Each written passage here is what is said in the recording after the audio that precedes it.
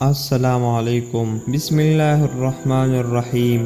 حضرت ابرہہ یمن کے ایک بادشاہ تھے۔ ان کا پورا نام ابرہہ الشرم تھا۔ انہوں نے اپنے ملک میں ایک بہت بڑا اور شاندار گرجا گھر تعمیر کیا تھا تاکہ لوگ وہاں آ کر عبادت کریں۔ ان کا مقصد یہ تھا کہ لوگوں کی توجہ کعبہ سے ہٹ جائے اور وہ ان کے گرجا گھر کی طرف مائل ہو جائے۔ جب ابرہہ نے دیکھا کہ لوگ بدستور کعبہ کی زیارت کے لیے مکہ مکرمہ جاتے ہیں تو انہیں بہت غصہ آیا اور انہوں نے کعبہ کو گرانے کا ارادہ کیا۔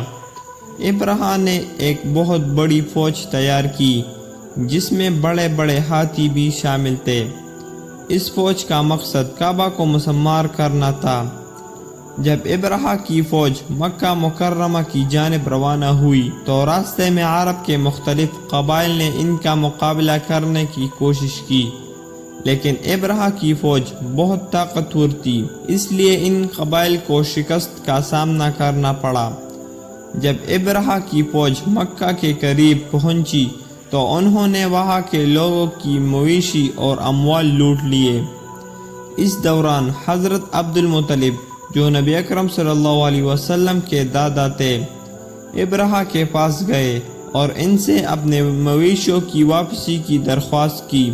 ابرہہ نے حیرت سے پوچھا کہ آپ اپنے مویشیوں کی فکر کر رہے ہیں جبکہ میں آپ کے مقدس کعبہ کو گرانے آیا ہوں۔ حضرت عبد المطلب نے جواب دیا کہ مویشی میری ملکیت ہے، ان کی حفاظت میری ذمہ داری ہے، اور کعبہ کا مالک اللہ ہے، وہ خود اس کی حفاظت کرے گا۔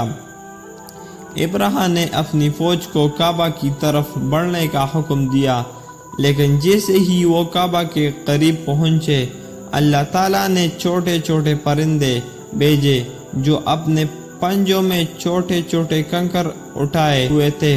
ان پرندوں نے ابرہہ کی فوج پر وہ کنکر برسائے جس سے فوج کے افراد زخمی ہو کر مرنے لگے۔ یہ کنکر بہت سخت اور گرم تھے جس سے ابرہہ کی فوج تباہ و برباد ہو گئی۔ ابرہہ خود بھی اس حملے سے بچ نہ سکا اور شدید زخمی ہوا۔ وہ کسی طرح اپنی جان بچا کر واپس یمن پہنچا، لیکن کچھ ہی عرصے بعد مر گیا۔ اللہ تعالیٰ نے اس معجزے کے ذریعے کعبہ کی حفاظت کی اور ابرہہ کی سازش کو ناکام بنا دیا۔ قرآن مجید میں اس واقعہ کا ذکر سورہ الفیل میں کیا گیا ہے۔ ترجمہ: کیا تم نے نہیں دیکھا کہ تمہارے رب نے ہاتھی والوں کے ساتھ کیا؟ کیا اس نے ان کی چال کو ناکام نہیں بنایا اور ان پر جنٹ کے جنٹ پرندے بھیجے جو ان پر پکی مٹی کے پتھر پھینک رہے تھے تو ان کو کائے ہوئے بوسے کی طرح کر دیا۔ یہ واقعہ نبی اکرم صلی اللہ علیہ وسلم کی پیدائش سے تقریباً 50 دن پہلے کا ہے اور اسلامی تاریخ میں ایک اہم مقام رکھتا ہے، جسے عام الفیل کے نام سے جانا جاتا ہے۔